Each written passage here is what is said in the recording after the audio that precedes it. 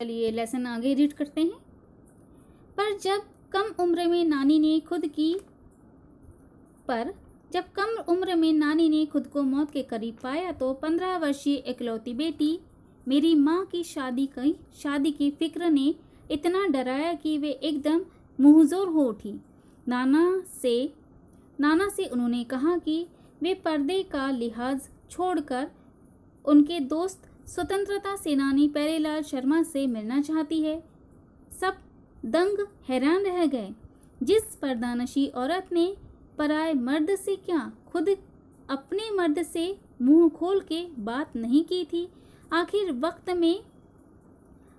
वक्त में अजनबी से क्या कहना चाहती है। पर नाना ने वक्त की कमी और मौके की नज़ाकत की लाज रखी। सवाल जवाब में वक्त बर्बाद करने के बजाय फौरन जाकर दोस्त को लिवा लाए और बीवी के हुजूर में पेश कर दिया। लेखिका कहती है, नानी को जब पता चला कि अब वह बस कुछ ही दिनों की मेहमान है तो उन्हें उनकी इकलौती बेटी जो 15 वर्ष की हो चुकी थी के विवाह की चिंता सताने लगी। यह लेखिका अपनी माँ के बारे में बता रही है। अपनी बेटी के विवाह के फिक्र से वे इतना डर गई थी कि उन्होंने अपने पति से कहा कि वह उनके दोस्त प्यारेलाल शर्मा से मिलना चाहती है जो एक स्वतंत्रता सेनानी थे। इस बात से तो सभी हैरान रह गए कि जिस औरत ने कभी दूसरे पुरुष से बात नहीं की, दूसरे क्या खुद के पति से भी कभी खुलकर बात नहीं की, वह आज दूसरे पुरुष से क्यों मिलना चाहती है, क्या बात करना चाहती है। पर नाना ने नानी के आखिरी वक्त को देखकर न कुछ पूछा न ही कोई सवाल जवाब किया। वे फौरन गए और अपने दोस्त को साथ ले आए और नानी के सामने खड़ा कर दिया। चलिए आगे पढ़ते हैं लेसन। अब तो नानी ने कहा, वह और भी हैरत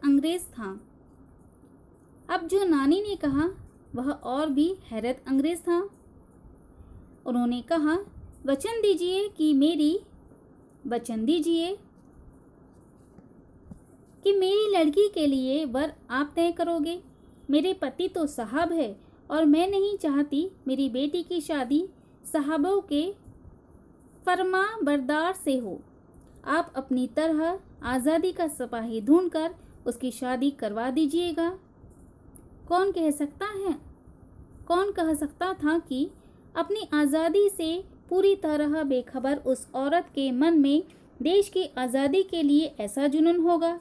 बाद में मेरी समझ में आया कि दरअसल वे निजी जीवन में भी काफ़ी आज़ाद ख्याल रही होगी। ठीक है, उन्होंने नाना की ज़िंदगी में कोई दखल नहीं दिया, न उसमें साझेदारी की, पर अपनी ज़िंदगी को अपने ढंग से जीती ज़रूर रही। पारंपरिक घरेलू उबाऊ और खामोश ज़िंदगी जीने में आज के हिसाब से क्रांतिकारी चाहे कुछ न रहा हो, दूसरों की तरह जीने के लिए मजबूर न होने में असली आज़ादी कुछ ज़्यादा ही थी। चलिए लेखिका क्या कहती है देखते हैं। लेखिका कहती है, जब स्वतंत्रता सेनानी प्यारेलाल शर्मा उनके सामने आए तो उन्होंने उनसे जो कहा वह सुनकर सब हैरान रह गए।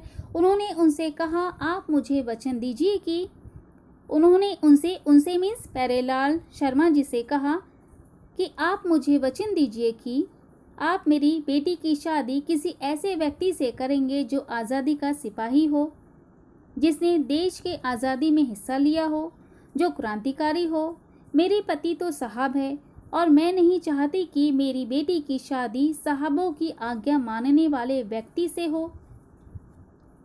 कोई कह सकता है कि जो महिला परंपराओं को मानती थी, जो महिला अनपढ़ थी, जो महिला पर्दानशी थी, उसके मन में देश की स्वतंत्रता के लिए ऐसा जुनून होगा जो अपनी बेटी की शादी ऐसे व्यक्ति से करना चाहती थी जो देश के आज़ादी का हिस्सा बना हो। लेखिका कहती है, उन्हें बाद में समझ आया कि उनकी नानी कितने आज़ाद ख्यालों की रही होगी। ठीक है, उन्होंने नाना की ज़िंदगी में कभी भी दखल नहीं दिया, उन्हें अपनी ज़िंदगी जीने दी और उन्होंने अपनी ज़िंदगी अपने तरीके से जी।